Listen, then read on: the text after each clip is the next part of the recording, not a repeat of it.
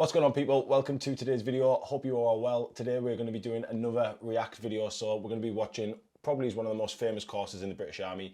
That is going to be P Company, a course that I did myself. We're going to react to it. I'm going to give you a little bit of advice and guidance if you are someone that is thinking about going into either the parachute regiment or being a member of the airborne forces. Let's get into it. So just before we get started, guys, I'm going to put Mike Thwaite's channel on the screen so you can see whose video I'm actually watching, and I'll also put a link in the description down below so you can go over to their channel, subscribe, and possibly watch the full video. It is a documentary style, so it's quite a long video. I believe each sort of episode is around about 15 minutes, or you can watch the full episode, which is up to an hour, where it goes through all of the challenges on P Company. We're going to start off with this one. I've skipped a little bit through the video, so you don't have to watch the initial bit of them talking about the parachute regiment and the paras and all that sort of stuff. We're just going to jump straight into the first challenge or exercise or task, whatever you want to call it, which is going to be the 10-mile march, which is done over 1 hour 50, carrying 35 pounds. Let's go. I feel pretty confident about the events today. We've done them plenty of times in training under more adverse scenarios, less sleep, more tired, more fatigued muscles. So going into it quite well rested. So just to jump on that one there, guys. So throughout your training, they don't just expect you to go onto the P Company test week and be able to do these tests without ever doing them before. You will be built up to the fitness standard that is required to pass these. Likewise, if you go into all arms P Company, say you join, I don't know, the artillery, or you join the engineers and you go to do P Company, you don't just get sent straight up to test week. You will do a beat up sort of course, so you are properly prepared, and you've got no excuses not to pass at that point. If you get there, you should be able to pass the test. It's getting there that's normally the problem. I'm feeling pretty confident today. The 10 miler, it's a big one for the parachute regiment because it's tapped into bread and butter. Like the rest of the army, we do a lot of it. And then after the 10 miler, we've got the trainasium, which is how they test us working to command at height. So in the trainasium, there's a rat race. You have to run over the seesaw. You have to run around the trainasium and finish off by landing on the cargo net. Then you got the 60-foot high shuffle bars, where you come out, step over a small log, and then get told to touch your toes, and then continue. And then there's the illusion jump. Yeah, and then the Superman jumps out of play for this big company secure repair. So that'll be all. So guys, like he's just spoke about there, there's 2 events that you do on each given day. So you'll do, I believe it's over 4 days, and you'll do 2 events on each day. So you'll do the 10 miler, and then on this day they're doing the trainasium as well. They try to sort of put the 2 challenges or exercises or 2 events, they call them, together that aren't going to clash too much. So a 10 miler, it's a lot more physically demanding. The trainasium is a lot more sort of mentally demanding, and it's to challenge your sort of your confidence and all that sort of stuff. I also want to add to this bit here, he's just eating scoff at the moment. A lot of people tend to skip scoff when they're doing sort of PT and stuff like that. When you're on P Company, make sure you're filling up as much as you possibly can. You're going to need every ounce of energy that you can get to get through these events, especially if you're doing 2 a day. I feel confident going into the events because we've done them all before, but I'm also nervous because it's P Company and it's a different entity of staff that we're testing us today. Yeah, I definitely feel ready. Yeah, 100%. Yeah, I feel like the training 100% prepared you for this week. They say it's the best week of training, so we'll see.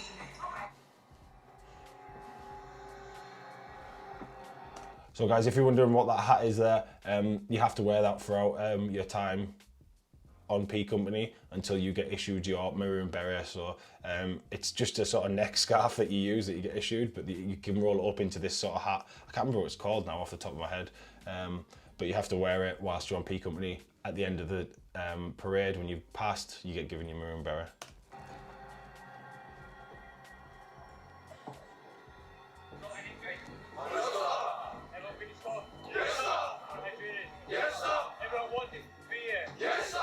With moments to go until the start of the 10-mile Tactical Advance to Battle, or TAB as it's known in the Army, the Para-DS subject the recruits to a spot check to ensure Joe has the correct kit and equipment stipulated to him on the packing list. After that, it's time to get their bogans weighed to check they've got the correct weight for the test. The 10 miler is used to simulate moving from the drop zone or helicopter landing site at speed to an objective and is the benchmark test for the United Kingdom's airborne forces. 3, 2, 1, turn and face your right. So you will always do a warm-up, obviously, like any PT session before you go out. Sometimes the warm-ups are actually quite difficult on B company, and you're actually knackered before you actually go out on the vent. But they make sure that you're fully warmed up, and your heart rate's been raised to a level where you're sort of ready to go, so you're not going to get injured and stuff like that. But I can remember you normally tab from P company lines, which is quite far away, and you get up there, you do your warm-up. And then by the time you've done all that, you're pretty tired anyway. You've expended quite a bit of energy, and then obviously you've got to be prepared to go out and do your 10-mile march, your 20-mile, whatever it may be that you do, and pass that event as well. So it is quite challenging.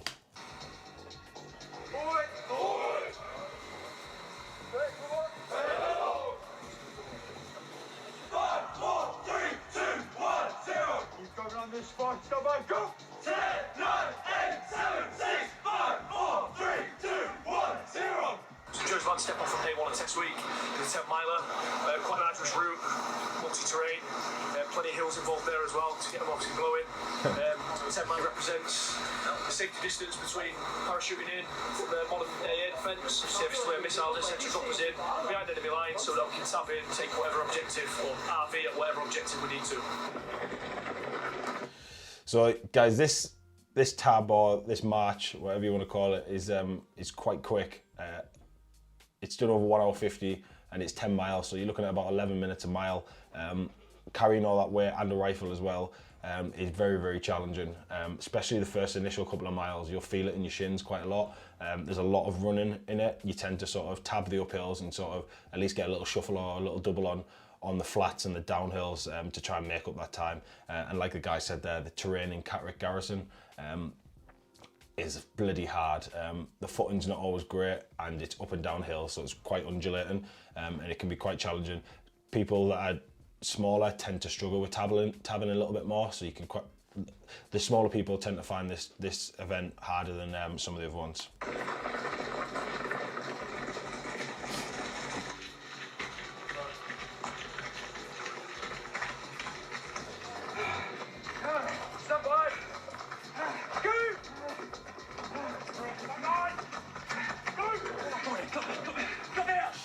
What you can see, guys, is people at the front. It's a lot easier when you're at the front when you're marching or you're tabbing, because the spacings tend to have a knock-on effect, and it makes it a lot harder when you're at the back. Now, if you get stuck at the back like this guy here, and you're absolutely hanging out as well, it starts to become nigh on impossible to get your breath back and recover, because you're constantly having to work harder than everyone else to get back to the front. The staff will only give you so many opportunities. Like these guys that are here, the standby going in, which means get up there, get to the front, get yourself back into the squad. They'll only give you so many chances before they take you off the event. Because if you drop too far back, then you become a safety hazard, and the staff can't stay with you that whole time, so you get picked up by what we call a jack wagon, which is just a Humvee or a Land Rover or something like that, just to pick you up and make sure that you're not left out on the ground.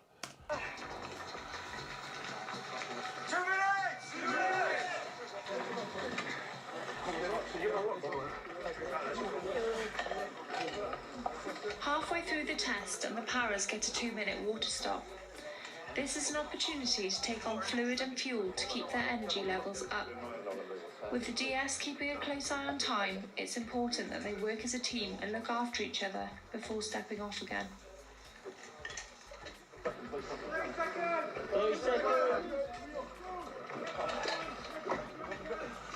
I believe all this time is in the allocated 1 hour 50 time. So you can imagine these 2 minutes, you probably have a few water stops throughout, adds quite a bit of sort of time onto your time that you're allowed. So you've got to be quite quick and make sure that you're stepping off and working together to get your water on board and stuff like that. It's called buddy system. We use it quite a lot in the military.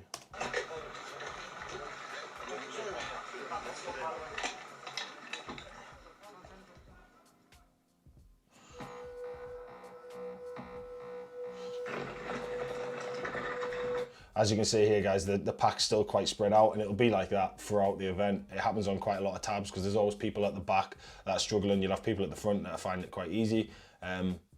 and then you'll have some individuals that just maybe find that event quite difficult at the back. One of the 16 that have come off is Private Cooper, who has not scored well on this event. The pressure is now on.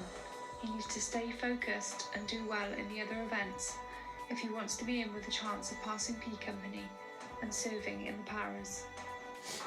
Yeah, a few more than what we anticipated. Not bad overall. Give them a bit of a G up now, obviously we've got 16 there, so I'll give them a bit of a chat at the end, just make sure they know. So that just shows you how hard that event is, guys. I just guesstimating here, there was probably about 40, 45 maybe on that event, maybe even less. And 16 of them came off, so it is quite difficult, but it's one of the easier events, if I'm honest. But that's obviously relative to your fitness levels and your height as well. I think the taller people find it a lot easier than what the shorter people do doing the 10-mile tab. Not the end of the line, there is still a chance. However, they've got to put it right on the back. There you go, 1 hour 15 bang on. Right, Joe, listen in. Not a minute to spare. Good effort, that's 10 points there going into the rest of the week. That's exactly where you need to be. Started off strong, looking good. However, just remember now, that's the basic 10-miler for the rest of your careers if you are to progress into the parachute regiment. Everyone understand? I've seen people do 10-milers in like 1 hour 20, 1 hour 15 when they take part in the Paris 10. So the Paris 10's a charity event that the Paras do. There's one in Colchester, I believe there's one in Catterick as well. They do it once a year to raise money for charity. And it's a best effort event, and I've seen people do that in 1 hour 15, which is absolutely ridiculous. With the same weight, no weapon though. Good. Yeah, 10 miles, 1 hour 50. Not a bad effort by Joe. Majority of them stuck a bit. It is a hard route, so it definitely puts them to the test. So I just finished the 10 miler. It was just like normal, apart from this time at the end my legs started to cramp, which is something that usually happens. So the last half a mile for me was a massive struggle, but I stuck with it and I got 10 points, so I'm looking forward to the next event. Yeah, that 10 miler went well, stayed on it. Now we look forward to Trinasium, which will be the next event, should be shortly after this. I was just like falling back, I couldn't get just so overheated, I just went and done over really well. It ain't the end of peak coming for me. I went to Trinasium next, we need to crack that out past that. And it's done 20 miler, and there's peak coming in over for me yet. So the next event is the Trainasium. The Trainasium is easy points. No one should really fail the Trainasium. It's just a confidence air assault course, and it's not even that high in some places. Obviously, you will be cacking yourself in some areas of it, but it's achievable. You just got to attack it.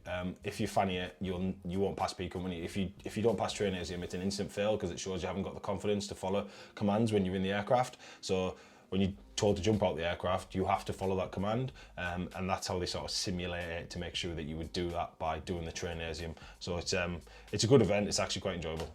So people, that is the end of this first segment of watching the P Company videos.